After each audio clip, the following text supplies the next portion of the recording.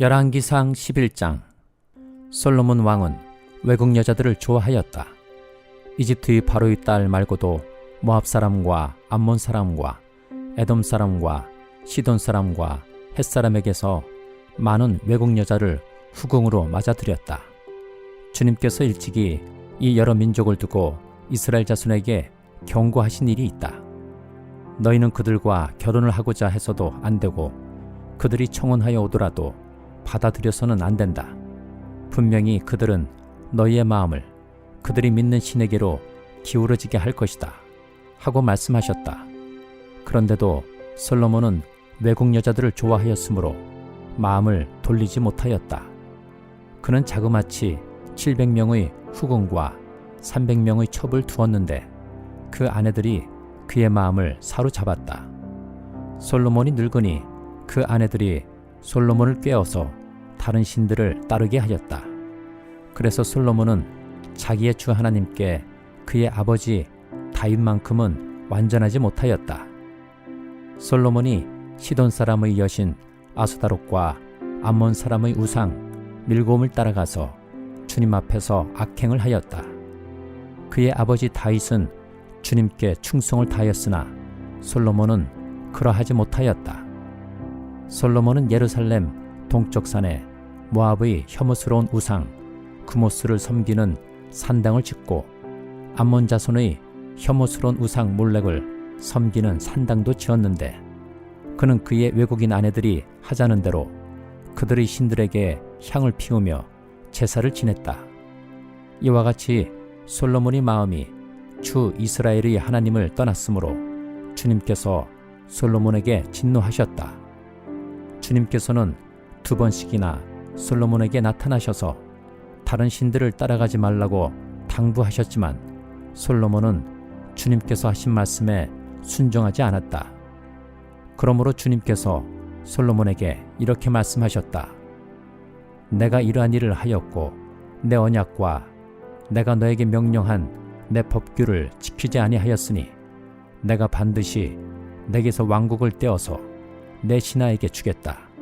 다만 내가 사는 날 동안에는 내 아버지 다윗을 모아서 그렇게 하지 않겠지만 내 아들 때에 이르러서는 내가 이 나라를 갈라놓겠다.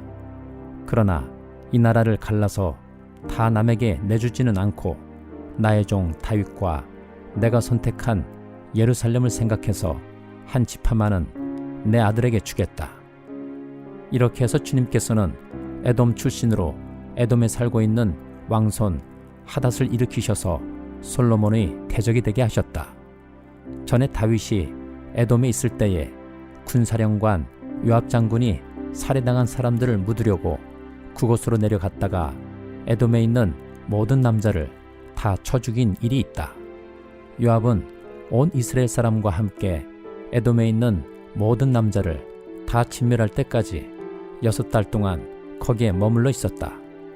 그러나 하닷은 자기 아버지의 신하이던 에돔 사람들을 데리고서 이집트로 도망하였다. 그때 하닷은 아직 어린 소년이었다.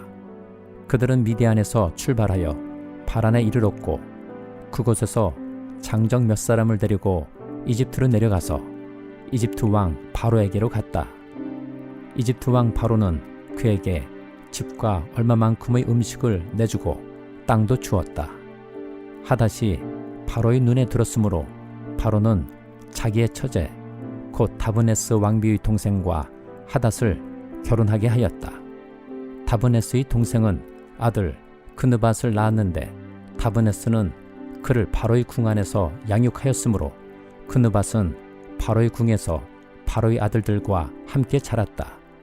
그 뒤에 하닷은 다윗과 군사령관 요압 장군이 죽었다는 것을 이집트에서 듣고서 고국 땅으로 돌아가게 허락해 달라고 바로에게 요청하였다. 그러자 바로는 그에게 나와 함께 있는 것이 무엇이 부족해서 그렇게도 고국으로 가려고만 하오 하면서 말렸다. 그러나 하닷은 부족한 것은 아무것도 없지만 보내달라고 간청하였다.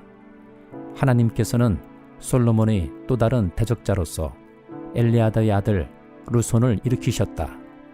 그는 자기가 섬기던 소바왕 하닷 에셀에게서 도망한 사람이다.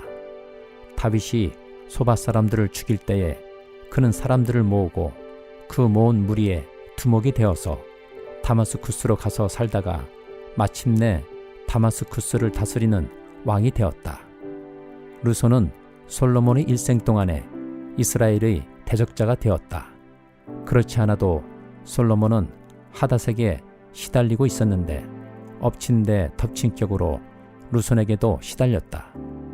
르손은 시리아를 다스리는 왕이 되어서 계속하여 이스라엘을 괴롭혔다. 느밧의 아들 여로보암은 에브라임 쪽의 스레다 사람으로서 한동안은 솔로몬의 신하였다. 이 사람까지도 솔로몬 왕에게 반기를 들어서 대적하였다. 그의 어머니는 과부 수르아이다.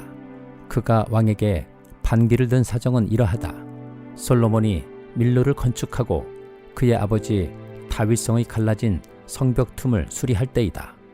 그 사람 여로보암은 능력이 있는 용사였다. 솔로몬은 이 젊은이가 일처리하는 것을 보고는 그에게 요셉 가문의 부역을 감독하게 하였다. 그 무렵에 여로보암이 예루살렘에서 나아오다가 길에서 실로의 아히야 예언자와 마주쳤다. 아히야는 새 옷을 걸치고 있었고 틀에는 그들 둘만 있었는데 아히야는 그가 입고 있는 새 옷을 찢어서 12조각을 내고 여로보암에게 말하였다. 10조각은 그대가 가지십시오. 주 이스라엘의 하나님께서 그대에게 이렇게 말씀하셨습니다. 자, 내가 솔로몬이 왕국을 찢어서 10지파를 너에게 준다. 그리고 한 지파는 내 종 다윗을 생각해서 그리고 이스라엘의 모든 지파 가운데서 내가 선택한 성읍 예루살렘을 생각해서 솔로몬이 다스리도록 그대로 남겨둔다. 솔로몬은 나를 버리고 시돈 사람의 여신인 아수다롯과 모압의 신 구모스와 암몬 자손의 신 밀곰에게 절하며 그의 아버지 다윗과는 달리 내 앞에서 바르게 살지도 않고 법도와 율례를 지키지도 않았지만 내가 택한 나의 종 다윗이 내 명령과 법규를 지킨 것을 생각해서 솔로몬이 살아있는 동안에는 그 온 왕국을 그의 손에서 빼앗지 아니하고 그가 계속해서 통치하도록 할 것이다. 그렇지만 그의 아들 때에 가서는 내가 그 나라를 빼앗아서 그 가운데서 10지파를 너에게 주고 한 지파는 솔로몬의 아들에게 주어서 다스리게 할 것이다. 그러면 그가 내 이름을 기리도록 내가 선택한 도성 예루살렘에서 다스릴 것이고 내 종 다윗에게 준 불씨가 꺼지지 않을 것이다. 여로보암아, 내가 너를 이스라엘의 왕으로 삼겠다. 너는 내가 원하는 모든 지역을 다스릴 것이다. 내가 나의 종 다윗이 한 것과 같이 내가 명령한 모든 것을 따르고 내가 가르친 대로 살며 내 율례와 명령을 지켜서 내가 보는 앞에서 바르게 살면 내가 너와 함께 있을 것이며 내가 다윗 왕조를 견고하게 세운 것 같이 내 왕조도 견고하게 세워서 이스라엘을 너에게 맡기겠다.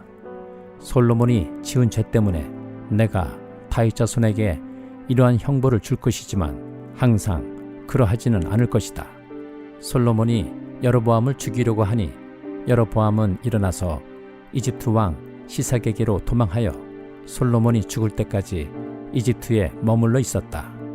솔로몬의 나머지 행적과 그가 한 모든 일과 그의 지혜는 모두 솔로몬 왕의 실록에 기록되어 있다. 솔로몬은 예루살렘에서 40년 동안 온 이스라엘을 다스렸다. 솔로몬은 죽어서 그의 아버지 다윗의 성에 묻혔다. 그의 아들 르호보암이 그의 뒤를 이어 왕이 되었다. 빌립보서 2장. 그러므로 그리스도 안에서 여러분에게 무슨 격려나 사랑의 무슨 위로나 성령의 무슨 교제나 무슨 동정심과 자비가 있거든 여러분은 같은 생각을 품고 같은 사랑을 가지고 뜻을 합하여 한마음이 되어서 내 기쁨이 넘치게 해 주십시오. 무슨 일을 하든지 경쟁심이나 허영으로 하지 말고 겸손한 마음으로 하고 자기보다 서로 남을 낮게 여기십시오. 또한 여러분은 자기 일만 돌보지 말고 서로 다른 사람들의 일도 돌보아 주십시오. 여러분 안에 이 마음을 품으십시오. 그것은 곧 그리스도 예수의 마음이기도 합니다.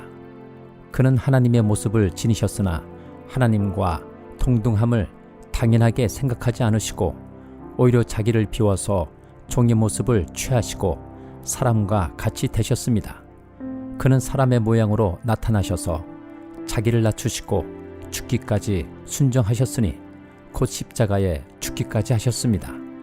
그러므로 하나님께서는 그를 지극히 높이시고 모든 이름 위에 뛰어난 이름을 그에게 주셨습니다.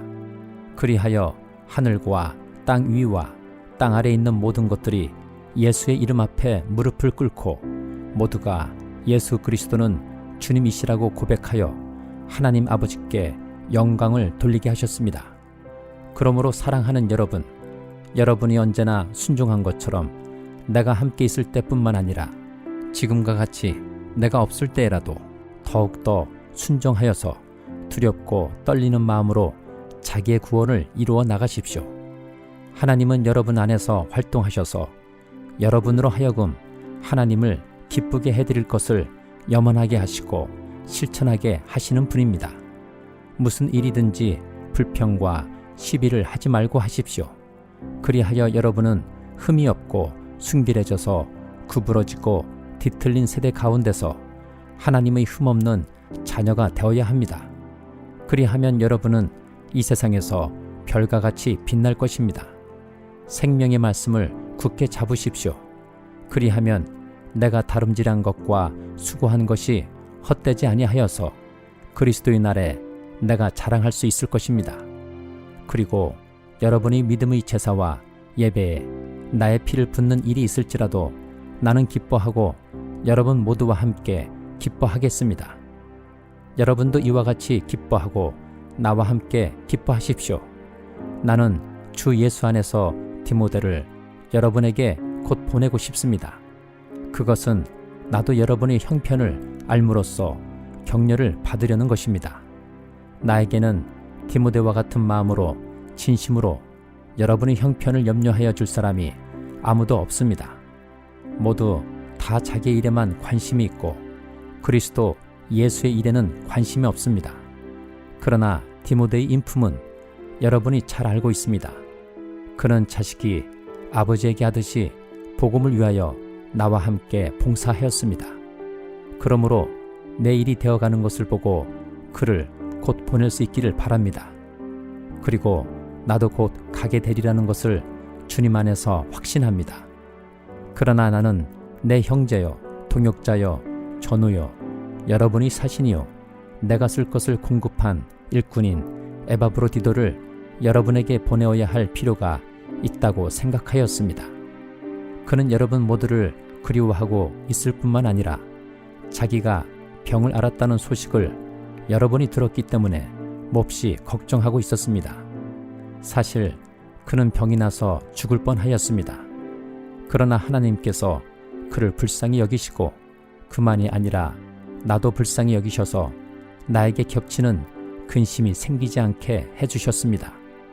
그러므로 내가 더욱 서둘러서 그를 보냅니다. 그것은 여러분이 그를 다시 보고서 기뻐하게 하려는 것이며 나도 나의 근심을 덜려는 것입니다. 그러므로 여러분은 주 안에서 기쁜 마음으로 그를 영접하십시오. 또 그와 같은 이들을 존경하십시오. 그는 그리스도의 일로 거의 죽을 뻔하였고 나를 위해서 여러분이 다하지 못한 봉사를 채우려고 자기 목숨을 아끼지 않은 사람이기 때문입니다. 에스겔 41장. 그런 다음에 그가 나를 데리고 성전으로 들어가서 벽을 재니 그 벽 두께가 양쪽이 각각 6자였다. 그 문의 통로는 너비가 10자이고 그 문의 통로 옆의 벽 너비는 양쪽이 각각 5자였다. 그가 성소를 재니 길이가 40자요 너비가 20자였다. 또 그가 지성소로 들어가서 문 통로의 벽을 재니 그 두께가 2자였다. 그 문의 통로는 너비가 6자이고 그 벽의 너비는 양쪽이 각각 7자였다. 그가 지성소의 내부를 재니 길이가 20자이고 너비도 20자였다. 그가 나에게 이곳이 지성소다 하고 일러주었다. 또 사람이 성전의 벽을 재니 두께가 6자였다. 성전에는 3면으로 돌아가며 방들이 있는데 너비가 각각 넉 자였다. 그 겹방들은 방 위에 방이 있어서 3층을 이루고 있으며 층마다 방이 30개씩 있었다. 그런데 그 겹방들은 성전을 돌아가면서 성전의 벽에 부착되어 있어서 성전의 벽 자체를 파고 들어가지는 않았다. 그 둘레 있는 겹방들은 그 층이 위로 올라갈수록 넓어졌다. 이 겹방의 건물이 성전의 주위로 올라가며 위층까지 건축되었다. 그래서 이 건물은 아래층에서 중간층을 거쳐 맨 위층으로 올라가게 되어 있었다. 내가 또 보니 성전의 둘레에 지대가 더 높이 솟아 있었는데 곧 겹방들의 기초의 높이였다. 그 높이는 한 장대인 6자였다. 겹방들의 외부에도 담이 있었는데 그 두께가 5자였다. 또 성전의 겹방들 밖에는 빈터가 있는데 그 너비는 20자이며 성전을 빙 돌아가는 뜰이었다. 그 겹방 건물의 문이 이 공간 쪽으로 났는데 하나는 북쪽으로 났고 또 하나는 남쪽으로 났다. 둘러있는 이 빈터의 너비는 5자였다. 또 성전의 서쪽 뜰 뒤로 건물이 있는데 그 너비가 70자였다. 그 건물의 벽은 사방으로 두께가 5자였다. 그 건물 자체의 길이는 90자였다. 그가 성전을 재는데 그 길이가 100자이고 서쪽 뜰과 건물과 그 양쪽 벽까지 합해서 또 길이가 100자였다. 성전의 정면 너비와 동쪽 뜰의 너비도 각각 100자였다. 그가 이어서 성전 뒷뜰 너머에 있는 건물을 그 양편의 다락까지 함께 채니 그 길이도 100자였다. 성전 지성소와 성전 뜰 현관과 문통로의 벽과 창문과 삼면에 둘러있는 다락에는 바닥에서 창문에 이르기까지 돌아가며 나무 판자를 대놓았다. 그러나 창문은 틀만 있는 것이었다. 문통로의 위와 성전 내부와 외부의 벽까지 재어본 곳에는 다 판자를 대놓았다. 그 판자에는 그룹과 종려나무들을 새겼는데 두 그룹 사이에 종려나무가 하나씩 있고 그룹마다 두 얼굴이 있었다. 사람의 얼굴은 이쪽에 있는 종려나무를 바라보고 사자의 얼굴은 저쪽에 있는 종려나무를 바라보고 있었다. 성전 벽 전체가 이와 같았다. 성전 바닥에서 문의 통로의 윗부분에 이르기까지 모든 벽에 그룹과 종려나무들을 새겨두었다. 성전 본당의 문 통로는 네모가 나 있었다. 그리고 지성소 앞에도 이와 비슷한 모습을 한 것이 있었다. 나무로 만든 제단이 있는데 그 높이는 3자요 그 길이는 2자였다. 그 모퉁이와 그 받침대와 옆부분도 나무로 만든 것이었다. 그가 나에게 일러주었다. 이것이 주님 앞에 차려놓는 상이다. 성전 본당과 지성소 사이에는 문을 2번 열고 들어가야 하는 견문이 있었다. 문마다 좌우로 문짝이 2이 있고 각 문짝에는 아래 위로 2개의 돌저기가 붙어 있었다.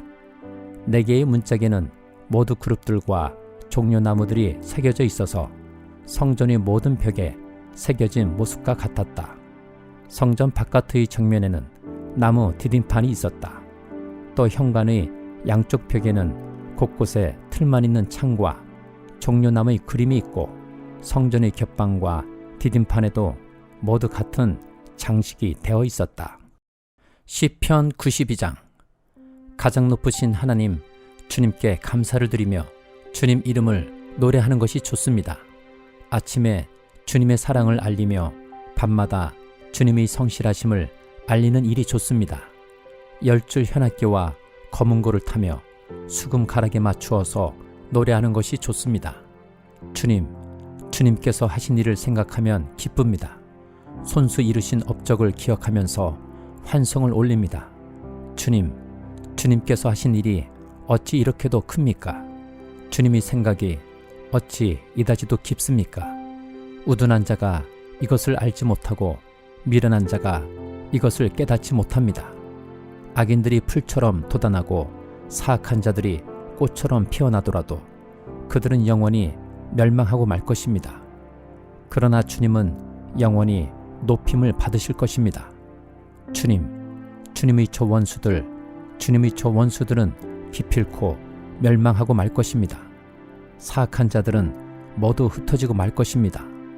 그러나 주님은 나를 들소처럼 강하게 만드시고 신선한 기름을 부어 새롭게 하셨습니다. 나를 엿보던 자들이 멸망하는 것을 내가 눈으로 똑똑히 보며 나를 거슬러서 일어서는 자들이 넘어지는 소리를 이 귀로 똑똑히 들었습니다. 의인은 종려나무처럼 우거지고 레바논의 백향목처럼 높이 치솟을 것이다. 주님의 집에 뿌리를 내렸으니 우리 하나님의 뜰에서 크게 번성할 것이다.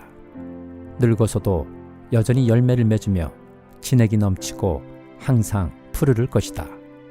그리하여 주님의 올곧으심을 나타낼 것이다. 주님은 나의 반석이시오 그에게는 불의가 없으시다. 시편 93장. 주님이 다스리신다. 위엄을 갖추시고 능력의 허리띠를 띠시며 다스리신다. 그러므로 세계도 굳건히 서서 흔들리지 아니한다. 주님의 왕위는 예로부터 견고히 서 있었으며 주님은 영원전부터 계십니다. 주님, 강물이 소리를 지릅니다.